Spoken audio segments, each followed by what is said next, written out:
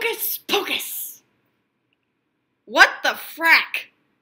So for context, I watched Harry Potter for the first time in my life the other day. Despite the ever-reverberating echoes of my mother's protest playing over and over again and again.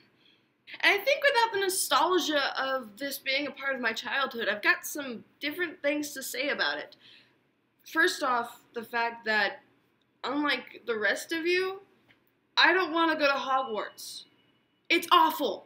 Now let me first say that I am going purely off the first movie, so this is not my full opinion of the series, or even of the books, because I haven't read the books. I've heard they're a lot better, but, you know, I don't know. That being said, my first problem, moving stairs. Why are the stairs moving? What is the point of this? Why would you create a system where the stairs moved? And they don't move naturally. That's magic. Magic has to be done by somebody else. So why did you choose to make the stairs move? That makes no sense. And, like, freaking Dumbledore genius decides that he's gonna put this, like, third floor where everything is not, like, you're not allowed to go there. But the stairs still take you there? And, like, oh yeah, you could turn, if you turn the wrong corner in Hogwarts, you're going to somewhere that is going to kill you. But, you know, the stairs move, so you can run down that corridor at any time, and we don't care about your safety. And the lack of safety and concern doesn't make any sense, because Hogwarts is technically a public school? What? At my public school, box cutters weren't allowed. Okay, like, but they can have moving stairs that take you to a giant man-eating dog that has 3 heads. That's a good plan. And speaking of more safety, let's think about the food system. That is completely unsanitary. Like a third of the way through the movie, there's this section where they're eating a bunch of, like, chicken legs, and Ron's digging in, he's having so much fun, and then suddenly this ghost guy just pops up out of it. Like, what are you doing in my food? This is not okay. I don't want live people touching my food. Why is a dead person touching my food? Who knows what kind of ectoplasmic crap they got covering their bodies that is going to ruin your soul? Why is this okay? Hey, Dumbledore, your first job should be safety. I don't know why you're not concerned with this at all. Like, and you do it again and again and again. If you hadn't kept the Philosopher's Stone inside of Hogwarts, then you wouldn't have needed the giant man-eating dog. And then the children wouldn't have gone to fight the giant man-eating dog, and they wouldn't have almost died. And Ron would have almost died. Ron almost died. You almost killed Ron. Ron is cool. I hate you. And then Voldemort wouldn't have had a reason to go into the friggin' school, because there wouldn't have been the Philosopher's Stone there, so why would Voldemort give a crap? Like, he can't kill Harry, so there's nothing there for him, but he goes there anyway because the Philosopher's Stone is there, because Dumbledore's an idiot. So, putting safety aside, let's talk about other things that are crappy about this place. They're not exactly the kindest people towards people who aren't magical. Like, if you look at anyone, like, look at how people who are not magical are treated in that society, first off, they're treated like they're stupid. They're all bad guys. And if they're not a bad guy, they're just really, really dedicated to their job and, like, have no meaning in life other than a dead-end job. And it's weird. Like, thanks for looking at us like that, you jerks. I mean, sure, I guess you could, like, candy that onto a story about racism, but honestly, I haven't finished the series, so I don't know how it gets dealt with. But right now, I'm telling you, that's a bad situation. I don't want to be there. I don't want to be like those people. I don't want to be around those people. These people sound awful. I don't want to do it. Personally, if I was magical, I want to be homeschooled. Don't want to go to public school. It's trying to kill me. Literally, it's trying to kill you. More about trying to kill you.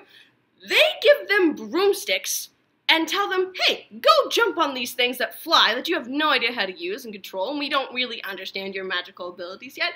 We know Harry's pretty special, but other than that, and, you know, just go ahead and fly around. Neville almost dies! Like, in the first, 5 minutes of class. He can't handle this thing, and he goes way too high and almost falls to his death.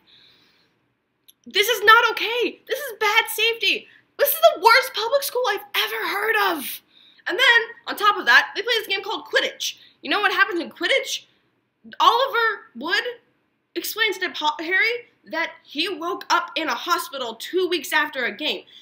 I understand, okay, like, we play football, people hurt their spines and stuff like that, but at least we have rules. Quidditch doesn't have rules. People are hitting people all over the place. There's no padding. They're just flying around like 50 feet in the air, and they could fall at any time and kill themselves, and, you know, nobody cares because, why are the frack of the referees? Like, what is going on? Finally, to finish this all off, Hermione, Ron, and Harry spend the entire movie disobeying every freaking rule there is in the Hogwarts rulebook. Like, they just go and do whatever the heck they want, which gets them also, again, with the safety thing, that gets them sent into the Forbidden Forest where they're not supposed to go unless they get in trouble.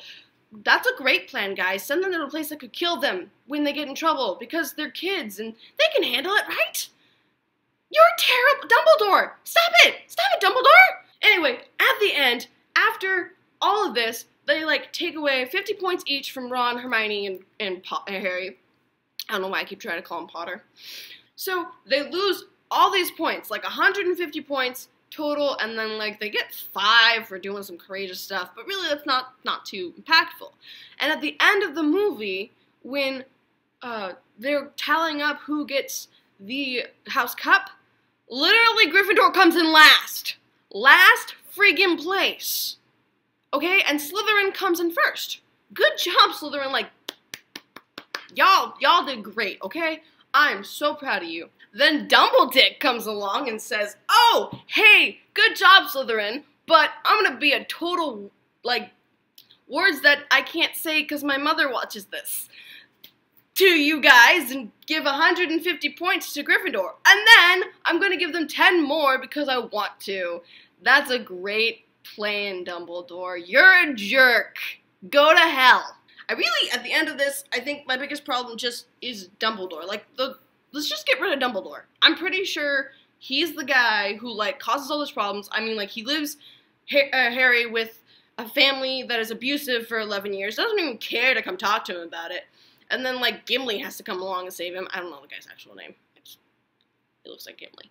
I think, at the end of the day, like, let's just get rid of Dumbledore, because he is a terrible person who, like, ruins everybody's lives and just makes everything terrible and shouldn't exist. Like, he's a terrible character. Can we all acknowledge that? Like, Dumbledore's a jerk. The whole series would be better without him. Anyway, that's all I have for you for today. I will be watching the rest of the movies after the Christmas break is over, because my friend refuses to let me watch them alone.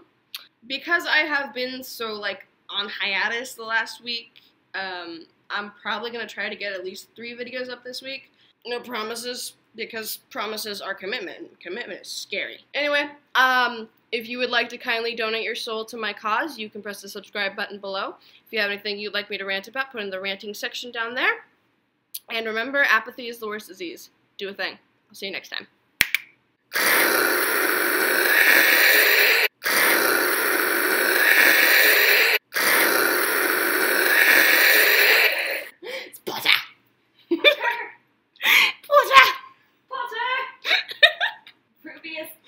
He looks like Gimli.